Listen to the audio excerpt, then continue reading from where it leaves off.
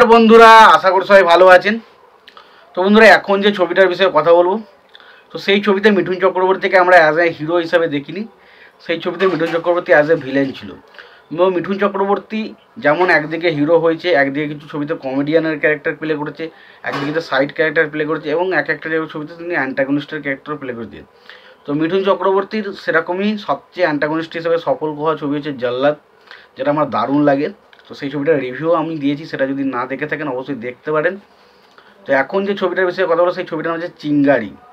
এটা এটা স্পেশালি একটা ধর্মকেন্দ্রিক সিনেমায় ধর্ম এবং পতিতা, ওই যে বেশ্যা বা কারখানা বা পতিতালয় আমরা যেটা বলে থাকি, সেইখানকার যে একটা জীবন কাহিনী, এবং তার পাশাপাশি একটা মন্দিরের যে পুরোহিতদের যে একটা বাজে মানে আচরণ, তো সেই জিনিসটাকে কেন্দ্র করে ছবিটা তৈরি করা হয়েছে।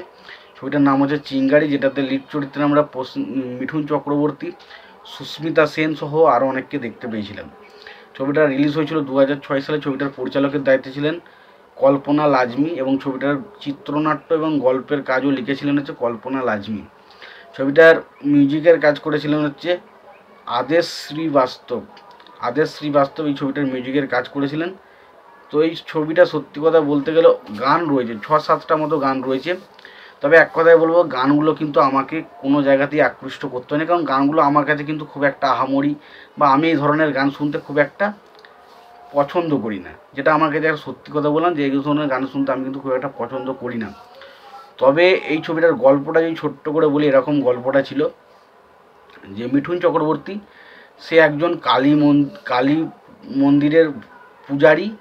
সে কালী পুজো করে এবং সে মনে করে যে সে হচ্ছে সর্বের সর্বা।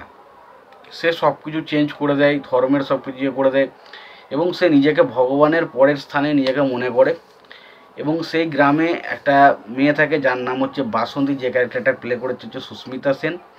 এবং সে একটা পতিতালয়ে থাকে, এবং সে পতিতালয়ে কী কাজ হয় আমরা জানি। এবং তার একটা শিশু থাকে যার নাম হচ্ছে তিতলি, এবং সেই তিতলির দেখাশোনা করার জন্য একজন থাকে, তার নাম হচ্ছে অরুণ।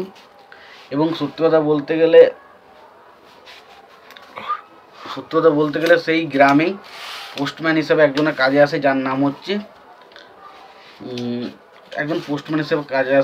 অরুণ হাসনিস, যে ক্যারেক্টারটার নাম হচ্ছে চন্দন।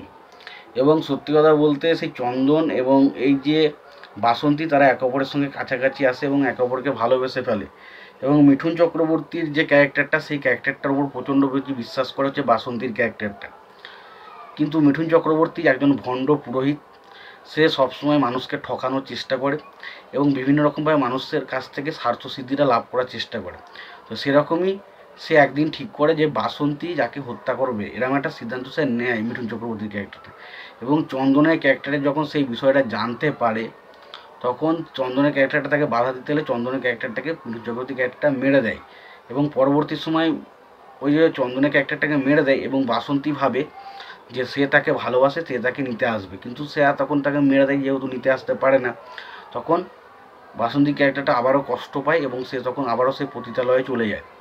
এবং পরবর্তী সময় সে যখন জানতে পারে যে এই যে মিঠুনের ক্যারেক্টারটা সে তাকে মেরে দিয়েছে এবং কীভাবে মেরেছে, সে সমস্ত বিষয় যখন সে জানতে পারে, তখন সে প্রচণ্ড ক্ষুব্ধ হয়, রাগী হয়। এবং তারপর ওই পতিতালয়ে যারা মহিলারা আছে তাদের সাথে একটা মন্দিরে একটা ঝামেলা হয়, বিরাট দ্বন্দ্ব শুরু হয়, এবং শেষ পর্যন্ত বাসন্তী, ওই যে সুস্মিতা সেনের হাতে কিন্তু মিঠুন চক্রবর্তী ক্যারেক্টারটা মারা যায়। তো এই হচ্ছে ছবির বিষয়বস্তু। দেখুন, এর থেকে বেশি কিছু জানতে গেলে সিনেমাটা দেখতে পারে। এখানে যদি বলতে হয়, সুস্মিতা সেন এবং মিঠুন চক্রবর্তী, এই দুজন মানুষের কথা বলতেই হবে। তারা যা কাজ করেছে ভাই, দেখলে বুঝতে পারবেন না যে এই মিঠুন চক্রবর্তী সেই মিঠুন চক্রবর্তী, যে মিঠুন চক্রবর্তী অ্যাকশনের জন্য ফেমাস, ডায়লগের জন্য ফেমাস। ভাই, এখানে কি ক্যারেক্টার প্লে করেছে ভাই! দেখলে মিঠুন চক্রবর্তীর ক্যারেক্টারের প্রতি আপনার প্রচণ্ড ঘৃণা হবে, রাগ ধরবে। ভাই, মিঠুন চক্রবর্তী এমন একজন অভিনেতা ভাই, সে দেখে দিতে পারে সে পারফরমেন্সের মধ্যে কী করতে পারে। তো আমি বারবার করে বলছি, এই ছবিটা যদি আপনারা দেখে থাকেন চিঙ্গারি, তো ছবিটা দেখলে মিঠুন চক্রবর্তীর উপর রাগ হবে না, এরকম মানুষজন কম রয়েছে। মানে এমন একটা মানে কী বল ক্যারেক্টার সে প্লে করেছে নেগেটিভ। মানে মিঠুন চক্রবর্তী প্রচণ্ড বাজে এই ক্যারেক্টারের মধ্যে। তবুও আমি বলছি, এই ক্যারেক্টারটা এমনভাবে প্লে করেছে মিঠুন চক্রবর্তী, সেটাতে আমরা সত্যি কথা বলছি, কোথাও না কোথাও আমরা যখন কোনো কিছুর ক্যারেক্টার নেগেটিভ সাইডে হয় না, তখন ওই ক্যারেক্টারটার প্রতি আপনার যখন প্রচণ্ড রাগ হবে, ঘৃণা হবে, তখন বুঝে নেবেন ওই ক্যারেক্টারটা প্রচণ্ড ভালো হয়েছে। তবে গিয়ে আপনার ওই ক্যারেক্টার প্রতি এত রাগ ঘৃণা আসছে। তো এরকম মিঠুন চক্রবর্তী ক্যারেক্টার পেছনে আপনার হবে, এবং সুস্মিতা ক্যারেক্টারটার পেছনে আপনার কিন্তু অনেকটা সময় অসহায়তা বোধ হবে। এবং তবু কিছু কিছু সিন রয়েছে, এমন কিছু বর্তমানে এমন কিছু সিন রয়েছে ছবির মধ্যে, যে সিনগুলো সত্যি কথা বলছি দেখানো এই মুহূর্তে বাংলাতে বা কোনো ছবিতে ইম্পসিবল, তারপরে ছবিটা দেখানোর চেষ্টা করি। ব্যাপক ছিল সিনেমাটা, আমি জানি না কার কেমন লাগে, বাট আমাকে এই ছবিটা ব্যাপক লেগেছিলো ছবিটা। তো সত্যি কথা চিঙ্গারি অবশ্যই একটা ভালো সিনেমা, যদি না দেখে থাকেন অবশ্যই দেখতে পারেন। না যদি দেখে থাকেন আপনাদের কেমন লেগেছে জানাতে ভুলবেন না। আর যদি ভিডিওটি ভালো লেগে থাকে লাইক কমেন্ট শেয়ার করে দেবেন। চ্যানেলটা নতুন হয়ে থাকলে অবশ্যই আপনারা চ্যানেলটা সাবস্ক্রাইব করে নিয়ে পাশে বেল আইকনটা অবশ্যই প্রেস করে দেবেন। ভালো থাকবেন, সুস্থ থাকবেন, দেখা হচ্ছে পরের ভিডিওতে।